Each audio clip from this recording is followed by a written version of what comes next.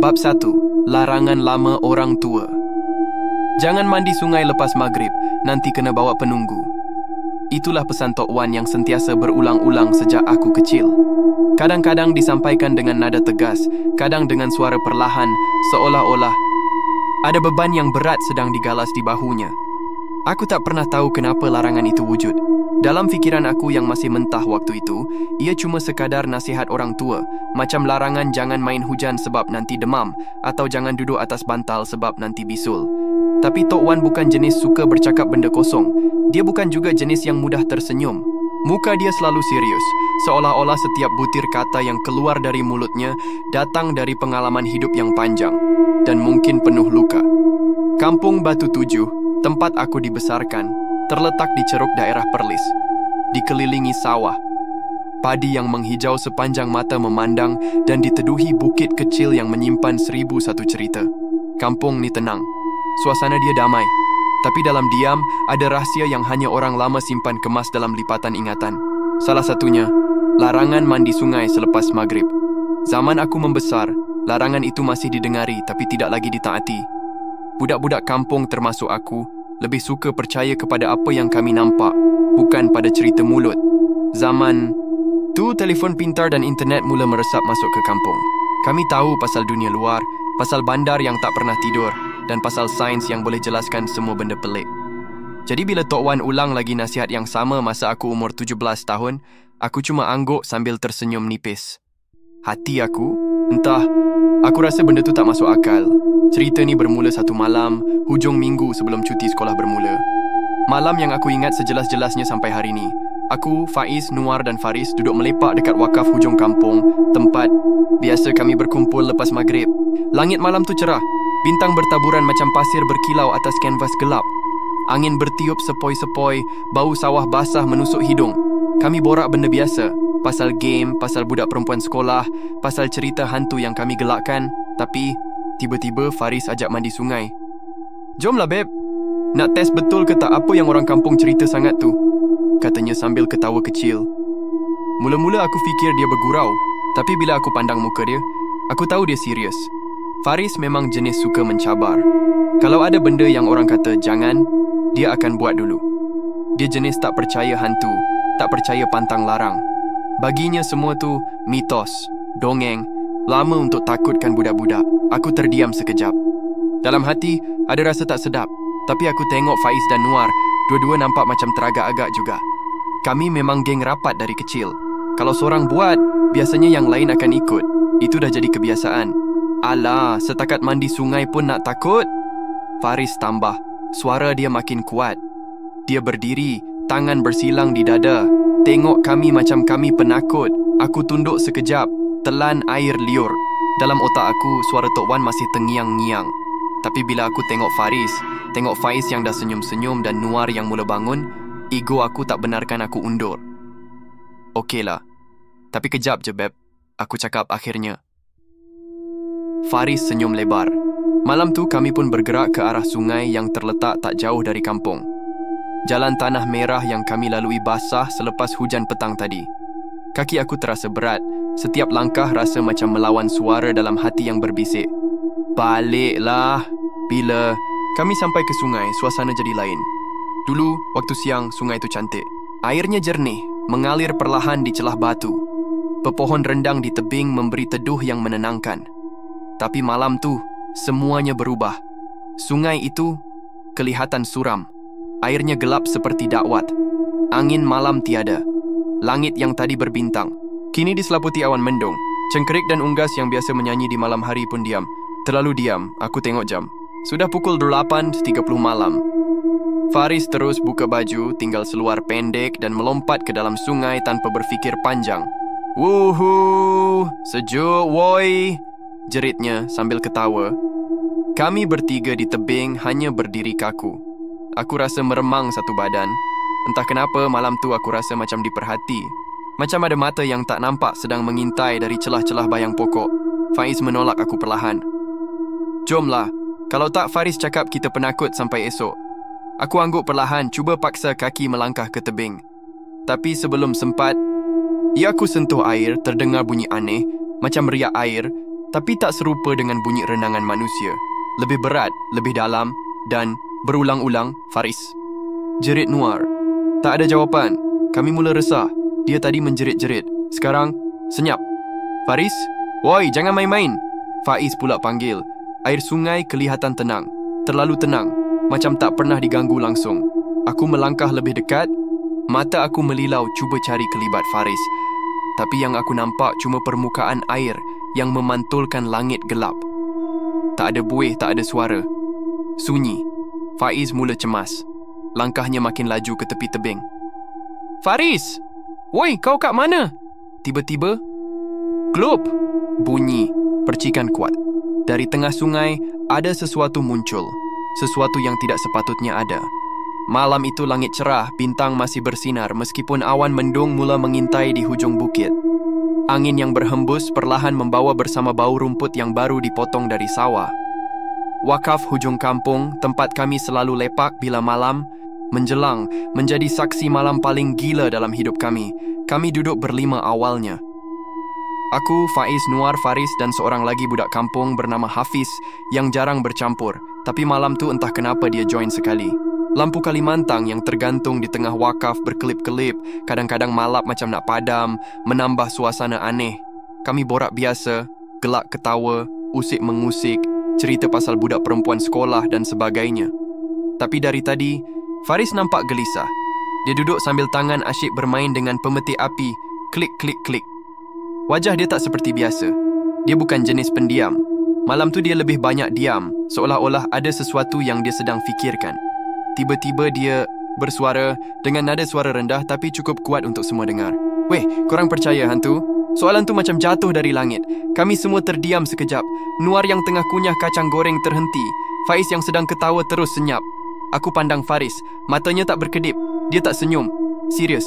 Apa hal tanya tiba-tiba? Soal aku. Aku tanya sebab aku rasa semua cerita hantu yang kita dengar selama ni mengarut. Tok Wan korang atau aku, pakcik-makcik semua, dorang cerita benda sama je dari dulu. Jangan itu, jangan ini. Tapi dorang tak pernah tunjuk bukti. Dia berhenti sekejap, tarik nafas. Aku rasa dah sampai masa kita buktikan semua tu cuma mitos. Nuar geleng kepala. Kalau kau nak tahu, banyak benda yang kita tak nampak, tapi memang ada. Dulu aku pun fikir macam tu, sampai sekali aku ikut abang aku pergi memancing kat bendang. Tengah malam, Faris potong cakap Nuar. Ha, itulah kau silap. Bila kau takut, otak kau reka benda. Bayang jadi hantu. Bunyi angin pun rasa macam suara bisik. Semua sebab kau dah tanam takut dalam kepala. Itu je. Dia berdiri, peluh mula membasahi dahi walaupun malam tu sejuk. Sebab tu aku nak cabar korang. Malam ni, kita mandi sungai. Aku dan Faiz saling berpandangan. Hati aku dah mula tak sedap dari tadi. Tapi bila Faris sebut mandi sungai, jantung aku berdegup lebih laju. Faris, kau biar betul. Sekarang ni dah lepas maghrib. Orang tua dulu-dulu selalu pesan. Pesan apa? Potong dia. Jangan mandi sungai lepas maghrib, nanti kena sorok penunggu. Dia ketawa besar. Tapi ketawa dia bukan macam selalu. Malam tu ketawa dia hambar. Macam dibuat-buat, tapi masih sinis. Korang takut ke? Cabaran tu keluar macam bisa. Ego budak lelaki macam kami ni, bila dicabar, susah nak tarik diri. Dalam hati memang takut, tapi bibir ni selalu degil. Lagi pula, ada Hafiz kat situ. Aku tak nak nampak pengecut. Faiz cuba pujuk. Kita boleh mandi siang esok ke bro? Tak payahlah malam-malam. Tak thrill lah siang. Lagipun air sejuk waktu malam. Lagi syok. Faris terus berjalan ke arah jalan kecil yang menuju ke sungai. Tanpa tunggu jawapan, dia dah mula melangkah. Kami bertiga, aku, Faiz dan Nuar, masih teragak-agak. Hafiz cepat-cepat bagi alasan nak balik. Katanya mak dah suruh dia beli barang kat kedai. Entah betul ke tak, tapi aku faham kenapa dia mengelak. Aku tengok Faiz. Faiz tengok aku balik. Nuar tarik nafas panjang. Aku rasa tak patut, tapi kalau korang ikut, aku ikut, kata Nuar. Itu saja yang perlu. Kami bangun dan ikut langkah Faris. Perjalanan ke sungai dari wakaf tu ambil masa dalam 10 minit kalau jalan perlahan. Tapi malam tu, macam terlalu panjang. Langkah kami berat. Bunyi tapak kaki sendiri pun rasa mengganggu. Tiada bunyi cengkerik. Tiada bunyi air mengalir dari parit kecil sebelah jalan. Semua senyap. Jalan tanah merah tu basah dan licin sebab hujan petang tadi. Kadang-kadang kaki aku hampir tersadung. Aku rasa macam baru sedar betapa sunyinya kampung ni waktu malam. Faris di depan sekali. Dia jalan laju, tangan masih main pemeti api dalam gelap. Kadang-kadang aku nampak cahaya api kecil menyala terpantul pada wajah dia. Wajah yang kosong, pelik. Bukan macam Faris yang aku kenal. Bila sampai tepi sungai, dia terus lompat turun ke tebing. "Weh, best siut air malam-malam," jerit dia. Kami masih berdiri atas tebing, pandang dia macam orang gila. Air sungai nampak gelap, tak jernih macam siang. Ada bau lumpur, tapi lebih dari itu ada bau hanyir. Macam darah bercampur tanah basah. Faiz tarik lengan aku. "Kau rasa benda ni idea bagus?" Aku tak sempat jawab. Faris mula percik air ke arah kami. "Jangan penakut. Jomlah." Aku pandang Nuar, kemudian Faiz. Kami semua tahu, bila dah sampai sini tak ada jalan pulang. Kalau kami undur, Faris akan ungkit sampai bila-bila. Dan aku tahu, malam tu tak ada siapa pun nak digelar pengecut. Aku buka selipar. Jari kaki menyentuh lumpur tebing. Sejuk. Terlalu sejuk untuk malam yang tak ada angin. Aku turun perlahan, cuba jejak batu supaya tak tergelincir. Faiz dan Nuar ikut belakang. Kami berdiri di paras lutut dalam air. Faris dah pun menyelam ke tengah sungai. Aku nampak bayang dia di permukaan air, tapi tak jelas. Ada riak pelik, macam arus kecil sedang bermain-main di sekelilingnya. Aku rasa lain, seolah-olah air tu bukan air biasa. "Kau rasa ada benda ke dalam ni?" tanya Nuar perlahan. Aku nak jawab tak, tapi sebelum sempat, Faris hilang. Dia tadi ada, baru je gelap. Tapi sekarang, permukaan air kosong. Aku pandang Faiz. "Mana dia?" "Faris." "Weh, jangan mainlah," Faiz jerit. Tiada jawapan. Riak air jadi perlahan, macam tak terusik langsung. Tapi aku tahu dia ada dalam tu. Atau dia dah bukan dalam dunia yang sama? Kami mula panik. Dan waktu itulah semuanya mula berubah. Malam yang gelap bertukar ngeri. Sungai yang tenang jadi sunyi. Dan kami bertiga baru sedar cabaran bodoh malam itu mungkin satu kesilapan yang tak boleh diundur. Langit sudah pekat. Awan gelap seperti menggulung perlahan di dada malam, seolah-olah menelan setiap cahaya yang cuba menembusi dari langit. Hanya sesekali cahaya samar bulan yang tertutup awan membiaskan bayang-bayang pada permukaan sungai yang tenang, namun malam itu terasa seperti tiada bulan langsung. Kami bertiga berdiri di tebing, memerhati riak air yang kini mula nampak aneh. Ia tidak lagi kelihatan seperti sungai yang kami biasa mandi waktu siang. Permukaannya terlalu tenang, hampir tak bergerak, seolah-olah masa telah beku di situ. Faris masih belum timbul. Bayang-bayangnya sudah hilang. Bunyi keriuhan air yang biasanya kedengaran dari hulu juga senyap. Sunyi. Terlalu sunyi. Biasanya, walaupun malam masih akan ada bunyi cengkerik, bunyi katak bersahutan atau desiran daun dari pokok-pokok besar di tepi tebing. Tapi malam itu, tiada. Seolah-olah seluruh hutan kecil di tepi sungai itu berhenti bernafas. Jantung aku mula berdegup kencang. Nafas terasa berat, dada makin sempit. Aku berpaling ke arah Faiz dan Nuar. Kedua-duanya pun kelihatan pucat, seolah-olah darah mereka sudah mengalir turun ke tanah. Dia tak naik-naik lagi, bisik Faiz. Suaranya bergetar. "Aku rasa kita patut terjun cari dia," kata aku perlahan, tapi suara sendiri pun kedengaran tak yakin. Air sungai malam tu berbeza. Sejuknya bukan sejuk biasa. Ia macam mencengkam, seperti ada sesuatu yang menyentuh kulit walaupun tak nampak apa-apa. Nuar ambil kayu panjang dari tebing, cuba cuit permukaan air. Riaknya hanya bergelombang kecil. Tapi tiba-tiba, kayu tu seolah-olah ditarik ke bawah. Nuar jerit dan lepaskan kayu tu serta-merta. "Kau nampak tak tadi?" Dia tanya dengan suara tergetar. Faiz angguk. "Kayu tu macam kena hisap." Aku tak tahu nak cakap apa. Mulut aku kering. Faris masih tak timbul. Tak ada gelembung. Tak ada kesan percikan. Seolah-olah dia langsung tak pernah menyelam ke situ. Aku cuba teriak. "Faris, weh, kau buat lawak ke apa ni? Dah cukup lah." Tiada jawapan.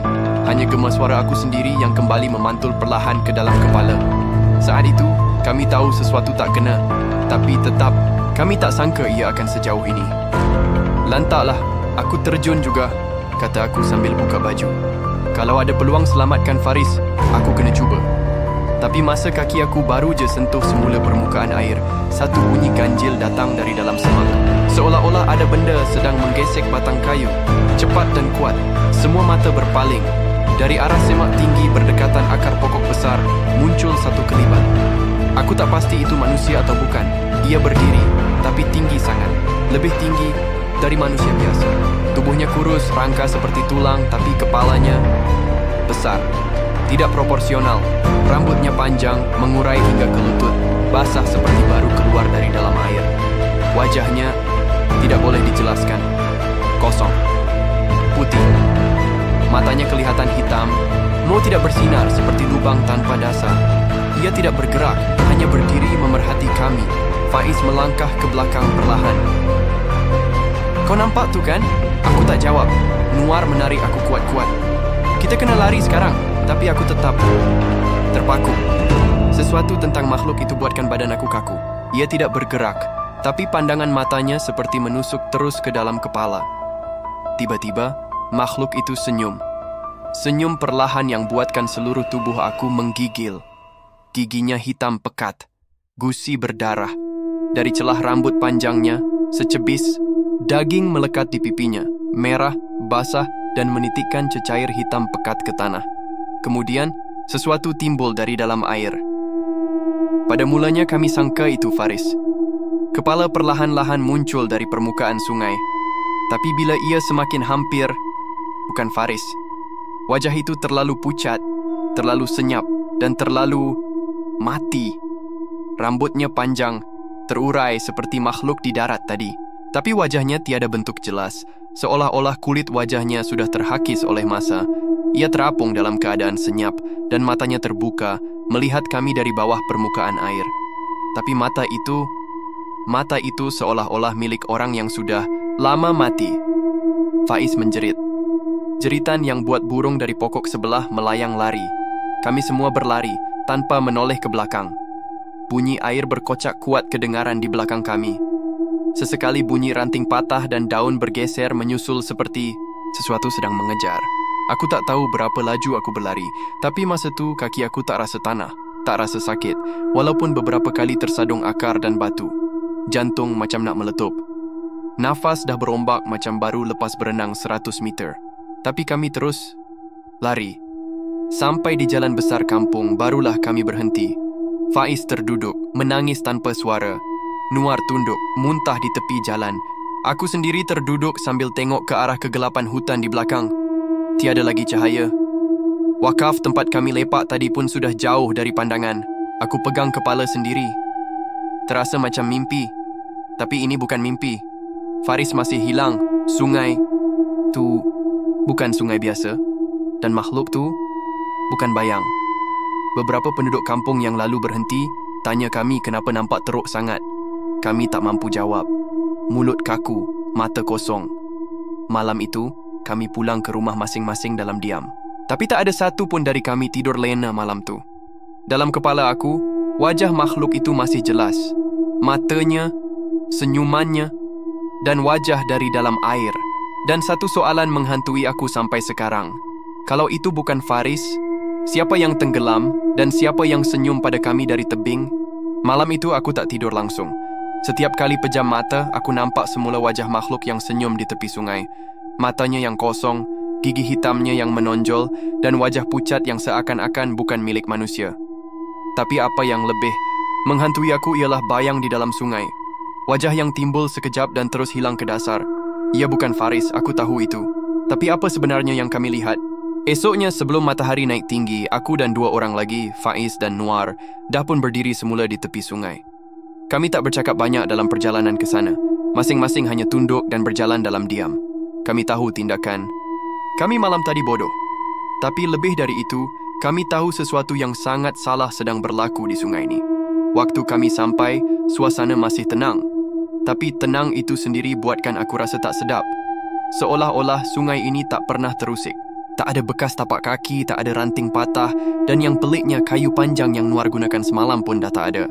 Kami tercari-cari, tapi semuanya seperti terpadam dari dunia nyata. Aku rasa dia dah lemas, kata Faiz perlahan. Kalau lemas, mayat dia dah timbul, balas aku. Atau paling kurang, ada pakaian dia terapung. Ni tak, sungai ni macam telan dia bulat-bulat. Kami berdiri di tepi, mata memerhati setiap buih, setiap riak kecil. Nuar, yang biasanya paling banyak cakap, hari ini senyap. Dia hanya berdiri tegak, matanya memandang air dengan pandangan kosong. Aku mula risaukan dia. Mungkin tekanan malam tadi buat dia terganggu. Kemudian, tanpa amaran, satu bunyi pelik keluar dari tengah sungai. Klub! Kami semua berpaling serentak. Air di satu kawasan mula berbuih, bergelora kecil. Kami tunggu, mungkin itu Faris. Mungkin dia timbul. Aku melangkah sedikit ke depan, bersandar pada sebatang pokok sambil cuba menajamkan pandangan. Dan ketika itulah aku nampak sesuatu perlahan-lahan muncul dari permukaan. Dia pada awalnya kini hanya hujung rambut, hitam, panjang dan basah. Rambut itu terangkat sedikit, terapung di atas permukaan air seolah-olah ditolak angin. Kemudian dahi, pucat dan licin. Mata terbuka luas, tidak berkelip. Putih matanya penuh urat merah, seolah-olah sudah pecah. Dan akhirnya wajah penuh timbul dari air. Tapi itu bukan Faris. Mukanya terlalu licin, seperti lilin cair yang membeku semula. Hidungnya seolah-olah tenggelam ke dalam wajah, hanya tinggal lekuk kecil. Mulutnya sengit sedikit, tapi senyum yang perlahan dan menyeramkan. Bibir hitam, kering dan mereka. Gusi merah terang seakan-akan baru digigit dari dalam. Kami semua terundur serentak. Faiz menjerit sekuat hati. Nuar jatuh terduduk, matanya bulat, mulut ternganga tapi tiada suara keluar. Aku sendiri rasa kaki aku beku, nafas aku pendek dan perut aku rasa seolah-olah ada batu besar menghempap dari dalam. Makhluk itu, atau apa saja benda dalam air tu, terus terapung. Tidak bergerak, tidak berenang. Ia hanya timbul di permukaan sambil mata kosongnya tertancap tepat ke arah kami. Seolah-olah ia sedang memilih. Aku sempat lihat lehernya. Di bawah dagu ada tanda lebam hitam seperti kesan dicekik. Bahagian dada kelihatan seolah-olah pernah ditebuk. Lubang besar berbentuk bulat yang dipenuhi lumpur. Dari dalam lubang tu keluar buih-buih kecil, seperti air sedang mengalir masuk. Tiba-tiba ia mula bergerak. Tapi bukan berenang. Ia seakan meluncur tanpa menggerakkan badan. Perlahan-lahan ke arah kami. Air sekelilingnya beralun, tapi tiada bunyi, tiada percikan. Aku tak tahan. Faiz menjerit dan terus lari. Nuar ikut serta. Aku masih terpaku. Tapi bila makhluk tu semakin hampir, hanya 2 meter dari tebing, aku pun berpaling dan lari sepantas yang mungkin. Kami lari tanpa menoleh, kali kedua dalam tempoh kurang 12 jam. Tapi kali ini lebih menakutkan. Kali ini, kami tahu dengan pasti bahawa apa yang kami nampak bukan bayang, bukan halusinasi, bukan mimpi buruk. Sampai ke hujung jalan Tanah Merah, kami berhenti semula. Faiz terduduk dan menangis macam budak kecil. Air mata dia bercucuran, bahu terangkat-angkat. Nuar masih tak bercakap. Matanya kosong, seolah-olah jiwanya tertinggal di tepi sungai tadi. Aku duduk atas tanah, tangan menekap muka. Otak aku ligat. Cuba cari jawapan. Apa benda tu? Kenapa Faris tak timbul? Dan kalau itu bukan Faris, kemana dia pergi? Kami akhirnya pulang ke rumah masing-masing dengan langkah perlahan. Hari itu, aku tak makan, tak bercakap. Dalam bilik, aku hanya duduk dan tenung dinding. Setiap bunyi dari luar buat jantung aku berdegup laju. Setiap bayang yang melintas di luar tingkap buat aku terbayang wajah pucat dari sungai. Malamnya, aku dengar bunyi anjing menyalak. Tapi bukan satu. Seluruh lorong belakang rumah macam riuh dengan salakan anjing.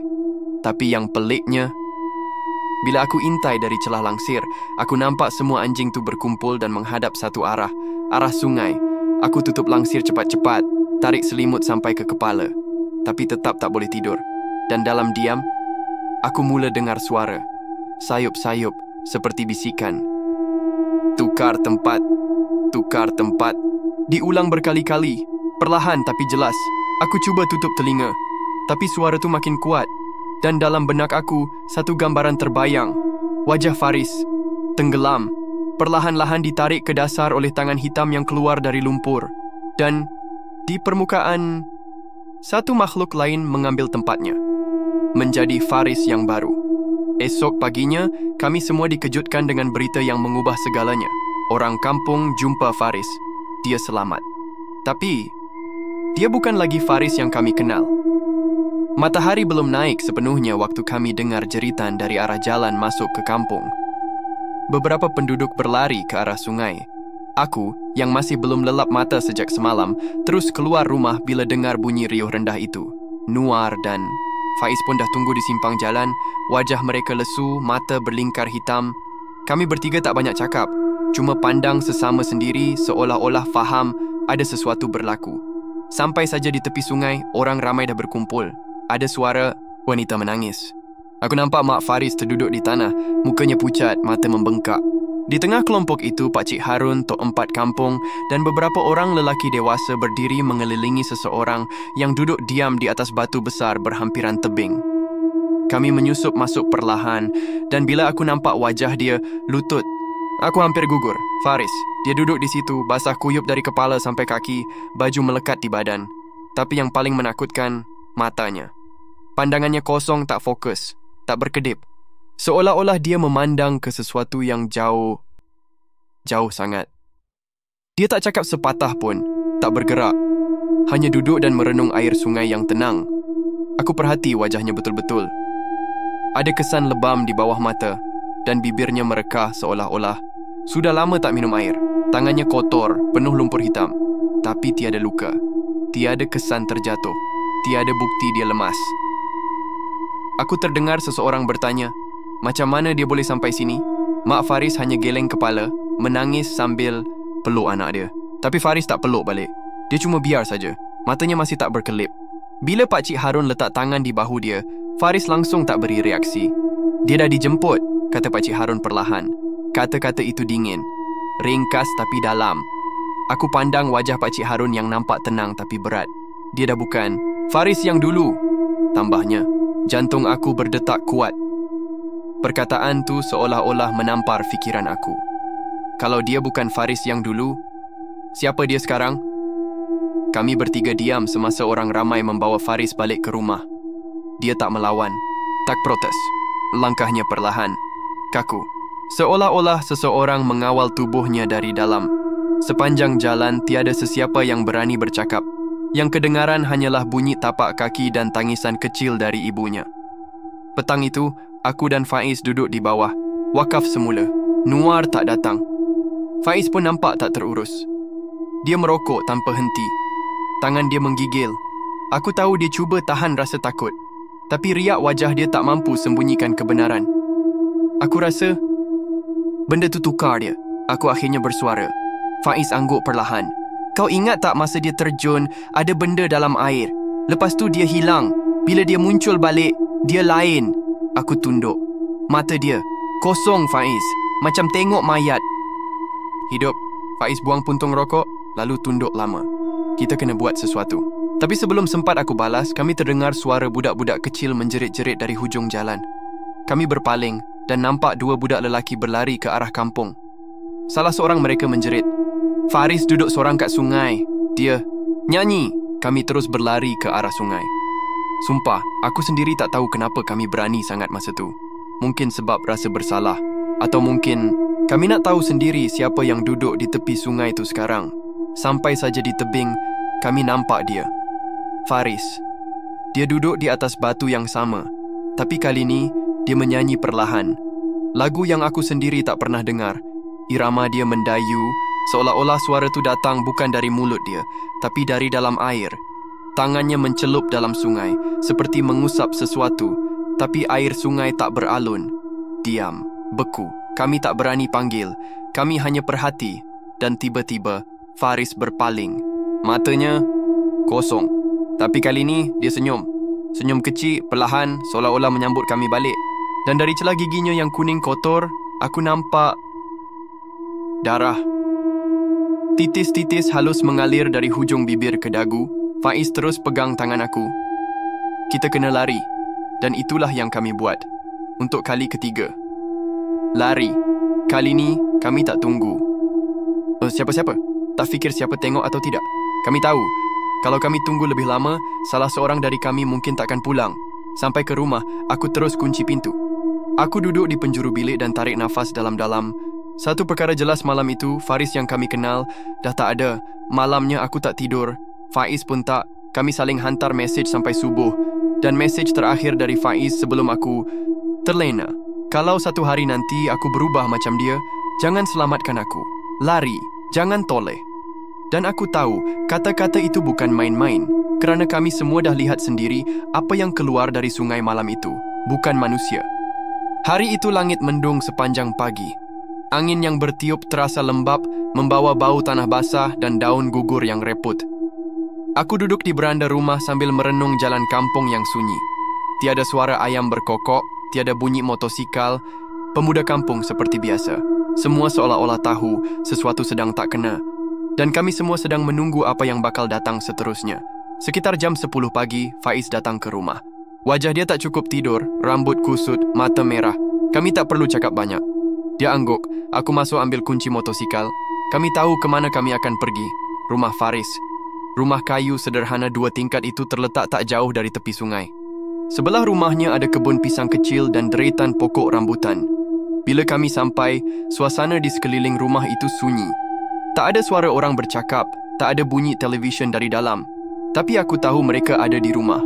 Langsir tingkap bergerak perlahan, seperti ada orang mengintai dari dalam. Kami berdiri di depan pintu agak lama sebelum Faiz angkat tangan dan ketuk. Lama. Tiada siapa buka. Tapi kami sabar. Akhirnya pintu kayu itu dikuak perlahan dan wajah Mak Faris muncul. Matanya bengkak, wajahnya lesu. Tapi dia tak marah kami. Dia pandang kami sekejap, kemudian hanya berkata, "Masuklah." Kami melangkah masuk perlahan. Bau ubat dan minyak angin memenuhi ruang tamu. Di satu sudut, Faris duduk di atas kerusi rotan. Dia pakai baju Melayu lama, warna putih kekuningan. Tangannya atas riba. Dan dia tak bergerak.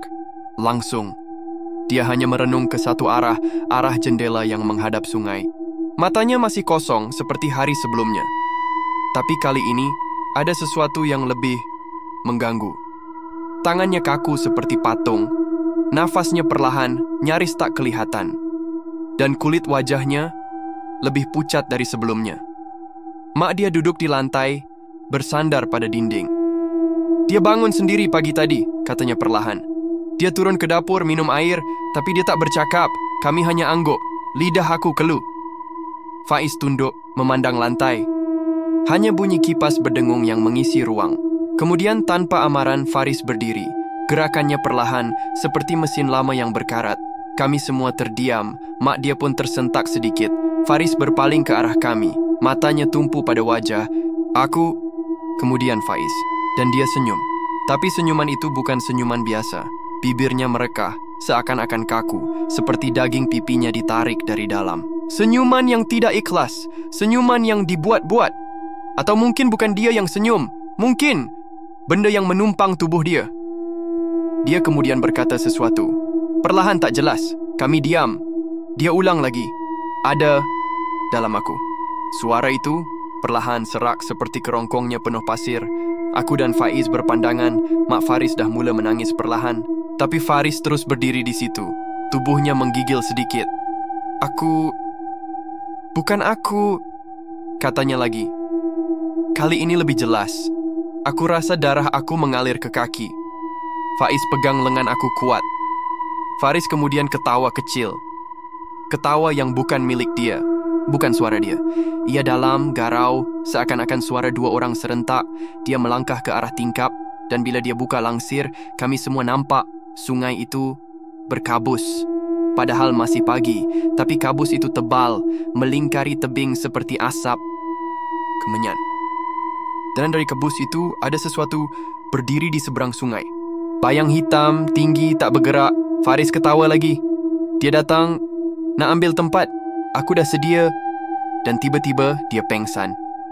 Terus jatuh ke lantai. Badan dia terkulai. Aku dan Faiz terus meluru ke depan. Mak dia menjerit, cuba kejutkan anak dia. Tapi tubuh Faris sejuk, sangat sejuk. Seperti baru dikeluarkan dari peti ais. Kami panggil namanya berkali-kali. Tiada sahutan. Matanya tertutup rapat, dadanya masih bergerak perlahan. Tapi dia seperti bukan di sini. Akhirnya mereka bawa Faris ke pusat rawatan Islam di Pekan. Ustaz yang jaga tempat tu, Ustaz Syafiq, orangnya tegas tapi lembut percakapan. Bila dia tengok Faris, dia tak terus baca doa. Dia renung dulu wajah Faris lama-lama, kemudian dia bangun dan tutup pintu bilik rawatan. Ada benda ikut dia, katanya tenang. Mak Faris terus menangis lebih kuat. Tapi Ustaz, aku cuba bertanya, boleh ke Ustaz keluarkan? Maksud saya, rawat dia? Ustaz Syafiq diam lama. Kemudian dia pandang aku, mata dia serius. Apa yang masuk dalam dia bukan biasa-biasa. Dia bukan jin kampung, bukan saka tinggalan. Ini benda yang lama, benda yang ditunggu bangkit. Aku dan Faiz saling berpandangan. Ustaz Syafiq sambung, biasanya jin atau makhluk gaib tumpang tubuh kerana dendam, marah atau tertarik. Tapi yang ni, dia ambil alih. Macam dia memang cari tubuh baru untuk ganti tempat lama. Aku cuba hadam kata-kata Ustaz. Tapi makin aku fikir, makin kepala aku sakit. Kalau macam tu, aku beranikan diri bertanya, Faris tu sekarang, dia masih Faris ke? Ustaz hanya geleng kepala perlahan. Tubuh dia ya, tapi rohnya mungkin tak di sini lagi. Dan pada saat itu, satu perkara jadi jelas. Apa yang keluar dari sungai malam tu bukan sekadar gangguan. Ia bukan mainan jin biasa. Ia adalah penunggu. Dan ia kini sudah berjaya menjemput seseorang. Faris. Soalan paling menakutkan yang mula menghantui aku ialah, siapa yang akan dijemput seterusnya? Petang itu, hujan turun renyai-renyai. Langit kelabu, muram seperti berkongsi rasa dengan hati kami yang penuh tanda tanya. Aku duduk di beranda rumah Tok Wan. Udara lembap, bau tanah merah naik menyengat. Di tangan aku, cawan kopi dah lama sejuk. Tapi aku langsung tak sentuh sejak diletak depan aku setengah jam tadi. Tok Wan, lelaki tua berusia lewat 70-an, duduk bertentang aku. Dia tenang seperti biasa, pakai kain pelikat dan baju pagoda lusuh. Tapi riak wajah dia nampak berat, lebih berat dari hari-hari sebelum ini. Sudah 2 hari Faris dibawa ke pusat rawatan dan kami masih belum dapat apa-apa khabar yang menenangkan. Faiz pun dah makin diam, muar. Sejak malam tu, langsung tak keluar rumah. Mesej tak balas, panggilan tak angkat. Seolah-olah semua ni satu wabak ketakutan yang perlahan-lahan menyerap ke dalam urat nadi kami bertiga. Tok Wan hisap rokok daun dalam-dalam sebelum bersuara. Dulu, sebelum kamu lahir, sungai itu pernah telan budak. Aku pandang dia. Nafas aku automatik terhenti sekejap. Ini cerita yang aku tunggu sejak malam pertama kejadian. Tapi selama ni Tok Wan hanya akan geleng dan sebut, benda ni bukan main-main. Hari ini dia sendiri yang mulakan. Budak tu nama Hamdi, anak kepada imam lama kampung ni. Umur dia baru 12 masa tu. Pandai mengaji, sopan. Tapi satu hari, lepas maghrib, dia main dekat sungai dengan kawan-kawan dia. Walaupun dah pesan jangan ke sana waktu tu, dia degil. Tok Wan tunduk sekejap seolah-olah menanggung beban dari masa lalu. Budak-budak lain balik awal. Tapi Hamdi tak balik. Mak bapak dia mula cari waktu isyak, tak jumpa. Panggil orang kampung. Satu malam kami berjaga cari dia.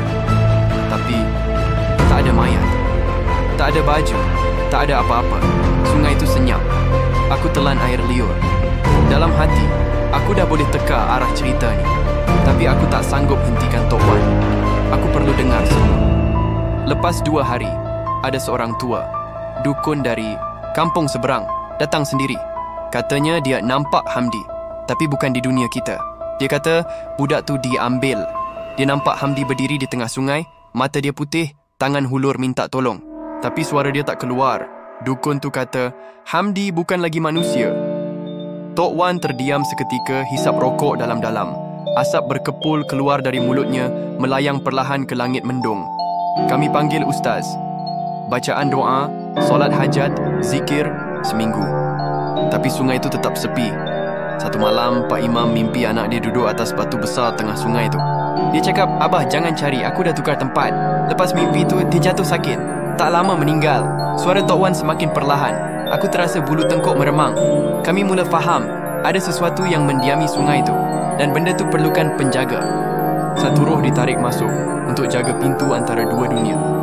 Dan setiap kali, penunggu tu akan pilih mereka yang berani mencabar larangan. Budak degil, budak angkuh. Aku pegang lutut, cuba tenangkan diri. Jantung aku berdegup tak tentu arah. Ini lebih dari sekadar cerita orang tua. Ini kisah yang Tok Wan sendiri lihat dan lalui. Apa jadi lepas tu? Aku tanya dengan suara rendah. Tak ada siapa lagi mandi sungai lepas maghrib. Malah lepas asar pun ramai dah mula elak. Tapi zaman berubah. Budak sekarang tak takut. Larangan dianggap cerita nakal orang dulu-dulu. Tok Wan pandang aku lama. Dan sekarang, roh lama mungkin dah penat. Dia nak rehat. Dan untuk tu, dia perlukan pengganti. Nama Faris terus terlintas dalam fikiran aku. Macam rantai kutukan. Kini sambungannya sampai ke generasi aku. Hamdi dulu, kini Faris. Roh lama pergi, roh baru ambil alih. Aku ulang ayat Tok Wan dari malam sebelumnya. Kini maksudnya lebih jelas. Menakutkan malah. Bolehkah kita selamatkan Faris? Suara aku perlahan. Seolah-olah kalau kuat, jawapan Tok Wan akan lebih menyakitkan. Tok Wan diam lama. Matanya redup. Kalau roh dia masih belum diserap penuh, mungkin boleh. Tapi kena cepat. Kalau lambat, jasad dia akan kosong dan penunggu akan kekal dalam tubuh tu. Aku rasa lawyer, dunia seakan berpusing seketika. Tok Wan letak tangan atas bahu aku. Kamu kena kuat. Sebab benda ni bukan setakat ganggu Faris. Dia dah mula perhatikan kamu dan kawan-kawan kamu juga. Bila satu dah dijemput, yang lain selalunya tak lama. Aku renung mata Tok Wan. Tak ada gurauan dalam kata-kata tu. Ia amaran. Dan waktu itu aku sedar, kami dah melangkah ke dalam satu permainan gelap yang lebih besar dari kami sangka. Ia bukan sekadar cerita seram budak kampung. Ia sumpahan. Ia perjanjian lama yang masih hidup. Dan kini ia tuntut bahagianya dengan nyawa. Aku pulang ke rumah malam itu dengan dada berat. Faiz menunggu aku di tepi wakaf. Bila aku cerita semua yang Tok Wan beritahu, dia hanya diam. Kemudian dia bersuara. Perlahan tapi jelas. Kita kena tamatkan ni sebelum ada lagi yang kena. Dan dalam hati aku tahu, jalan ke depan bukan mudah. Tapi satu hal pasti, kebenaran dah terbongkar. Dan kita tak boleh lari lagi. Selepas pertemuan dengan Tok Wan tempoh hari, aku dah tak boleh tidur lena. Setiap kali pejam mata, bayangan Faris muncul, duduk termenung di tepi sungai dengan mata kosong dan senyuman yang bukan milik dia. Kadang-kadang, aku terdengar suara dia berbisik di telinga, seolah-olah memanggil aku dari bawah air. Faiz pun makin pendiam. Bila aku ajak berbual, dia hanya angguk atau geleng. Nuar masih tak keluar rumah. Ibunya kata dia demam, tapi aku tahu itu alasan. Bukan badan dia yang sakit, fikiran dia, jiwa dia. Pada hari ketiga selepas Faris balik dari pusat rawatan, aku dan Faiz sepakat untuk ziarah dia. Kami tak tahu apa kami harapkan, sama ada nak tengok perubahan baik atau bersedia untuk yang sebaliknya. Rumah Faris kelihatan sama seperti sebelumnya, tapi bila kami melangkah masuk, ada sesuatu yang lain. Udara dalam rumah tu rasa berat. Bau kayu lama bercampur dengan bau setanggi yang dah nak habis terbakar. Di ruang tamu, Faris duduk bersila. Tak pakai baju, hanya kain pelikat dan badan dia berbalut dengan kain putih di bahagian dada. Matanya masih kosong, tapi kali ini ada sesuatu yang lebih dalam dari sekadar kekosongan. Ada sinar gelap yang bersinar dari jauh, dari satu tempat yang aku tak faham. Bila dia tengok kami, aku rasa seperti ditelanjangkan. Pandangan itu tajam, tapi bukan dari mata Faris. Seolah-olah sesuatu sedang meminjam tubuh kawan kami. Dia senyum. Datang juga korang, katanya perlahan. Tapi nada dia lain. Aku dan Faiz duduk perlahan. Mak Faris keluar dari dapur, mata lebam kerana kurang tidur. Dia cakap semalam, kamu akan datang hari ini. Katanya seolah-olah itu perkara biasa. Faris senyum lagi, kali ini lebih lebar. Dia dah mula ajar aku banyak benda. Malam-malam, dia datang dalam mimpi. Tapi lepas tu, dia tak perlu mimpi lagi. Dia terus masuk, aku tegak. Siapa dia? Aku tanya, walaupun aku dah tahu jawapan tu takkan menyenangkan. Faris tunduk, ketawa perlahan. Dia yang jaga sungai, lama, sangat lama. Tapi dia dah penat, dah letih. Dia kata aku sesuai. Aku boleh jadi saluran. Medium, koridor. Faiz menggigil di sebelah aku. Faris sambung. Dia tunjuk aku tempat tu. Dalam dasar sungai. Ada gua kecil. Ada batu besar. Dan atas batu tu, ada nama aku. Tertulis dengan darah. Aku cuba tenangkan nafas. Faris, kau kena lawan. Benda tu bukan hak kau. Bukan tempat kau. Faris pandang aku. Pandangan yang dingin, kosong tapi penuh pengetahuan. Kau tak faham, Azim. Aku tak minta semua ni. Tapi dia pilih aku. Dan bila dah dipilih, kau tak boleh tolak. Malam itu aku tak boleh tidur. Kata-kata Faris berulang dalam kepala dan esoknya berita pelik mula tersebar. Beberapa orang kampung ternampak Faris duduk di atas batu besar tengah sungai. Tempat arwah Hamdi dulu dikatakan muncul dalam mimpi ayahnya. Padahal masa tu dah hampir pukul 12:30 malam. Bila mereka datang dekat, Faris tak ada di situ. Tapi suara orang mengaji kedengaran dari permukaan air. Makin hari, kelakuan Faris makin ganjil. Dia mula bercakap sendiri, kadang-kadang dalam bahasa yang tiada siapa faham. Ada sekali mak dia terdengar dia mengalunkan satu zikir, tapi dalam nada yang terbalik.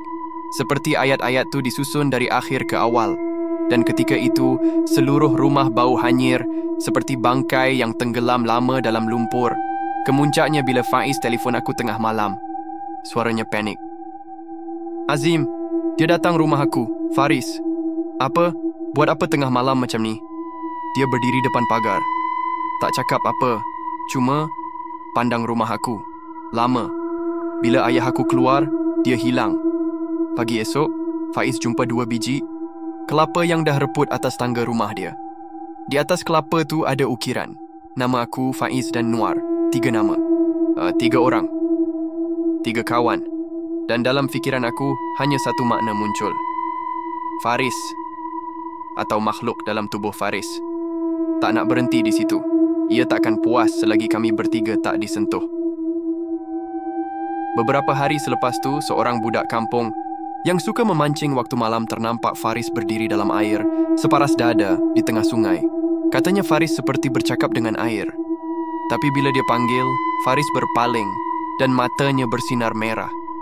Aku tahu masa semakin suntuk. Kami dah bukan lagi saksi. Kami adalah sasaran. Dan malam itu, untuk pertama kalinya dalam hidup aku dengar suara Faris memanggil nama aku dalam mimpi. Tapi suara tu bukan seperti dulu. Ia dalam, garau, dan setiap sebutan seperti diucap dari bawah air. Langit malam itu seperti murka. Awan gelap bergulung seperti raksasa besar sedang menyusun langkahnya ke bumi. Petir membelah langit dan dentuman guruh mengejutkan setiap makhluk yang masih terjaga.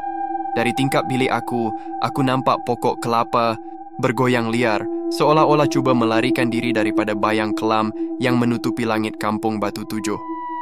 Tapi tiada apa yang boleh lari malam itu. Malam itu bukan malam biasa. Malam itu adalah malam Jumaat. Sebelum hujan turun, ada rasa yang tak sedap di udara. Angin terlalu dingin. Bau tanah lembap bercampur dengan bau anyir yang menusuk ke rongga hidung. Aku duduk dalam bilik, memegang telefon sambil menanti mesej dari Faiz. Kami berdua tak mampu lagi hanya duduk dan melihat Faris berubah. Tapi kami juga takut untuk bertindak.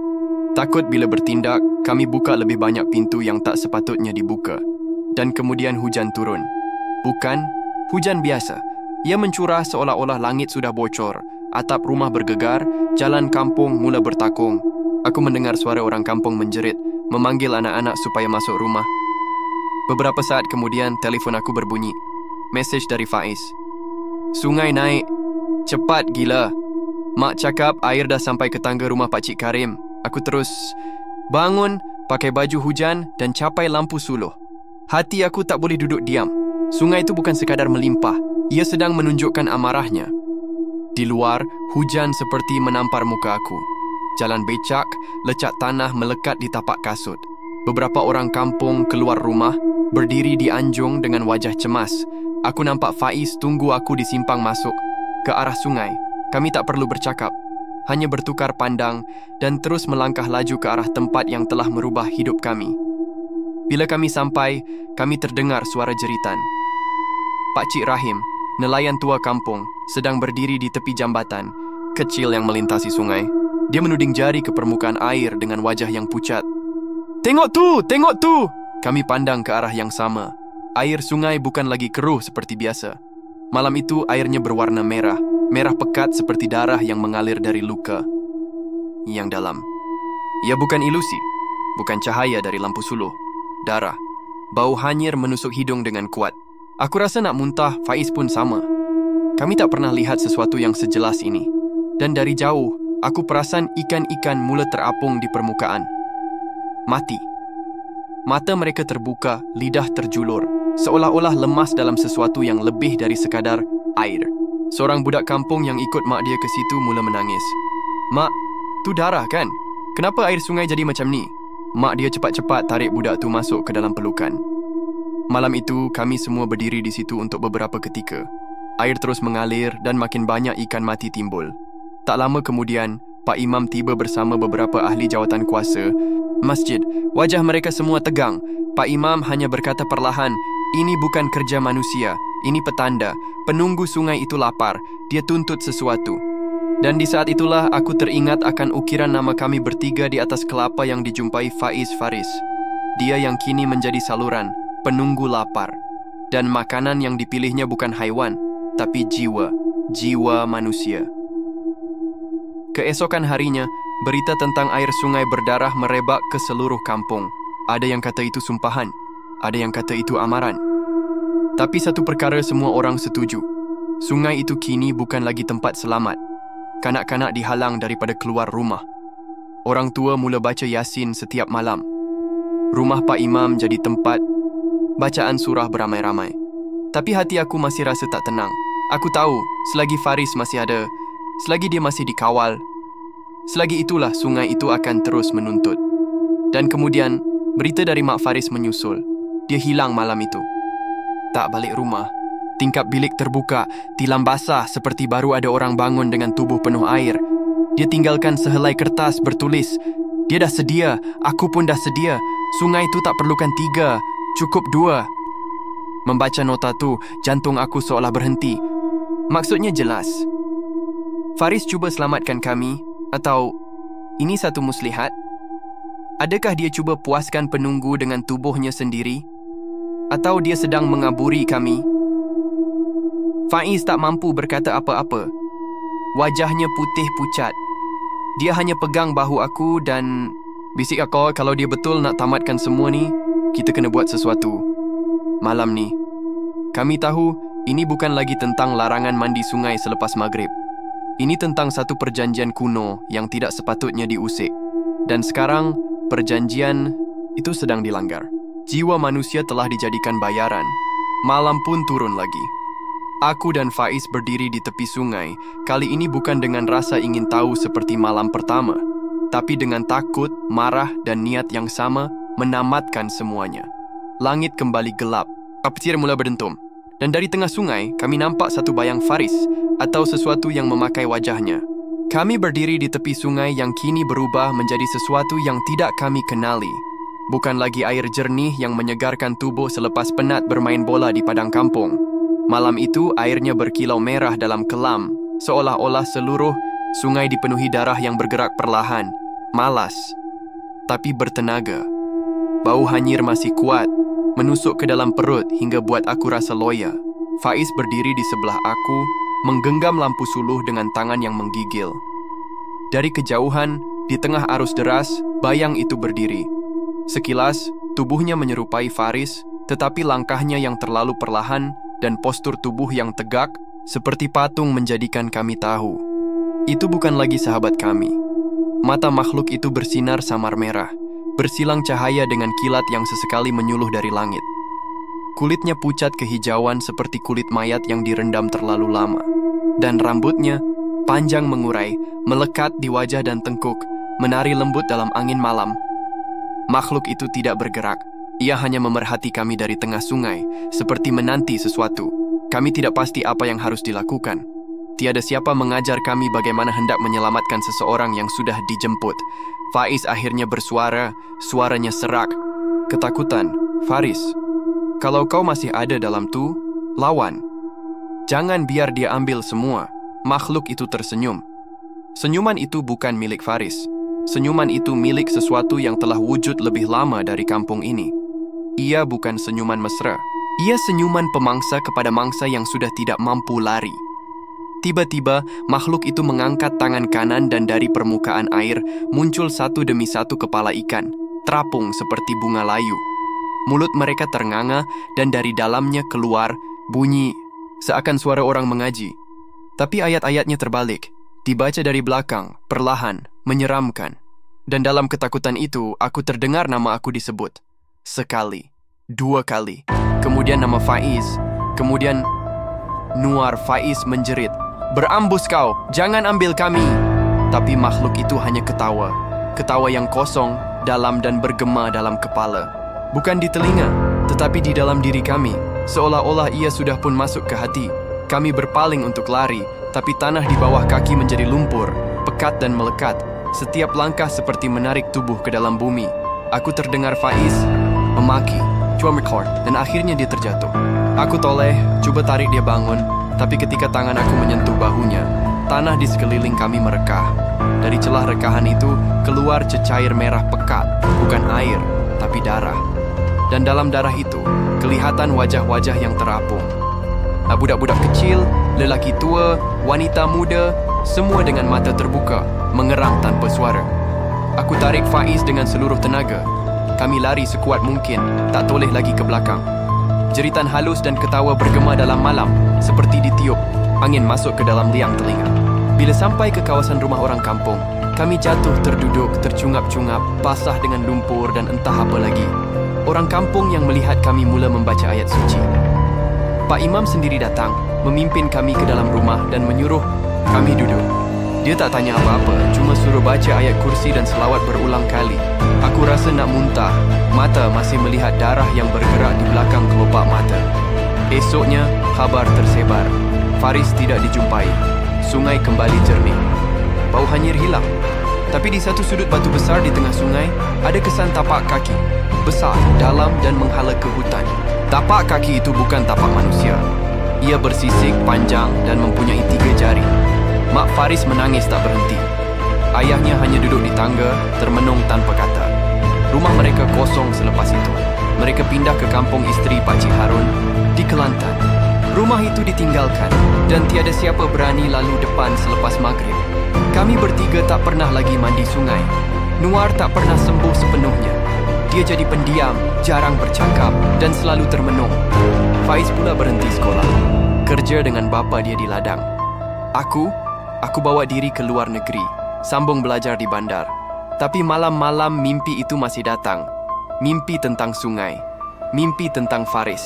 Mimpi tentang senyuman makhluk yang tak pernah puas.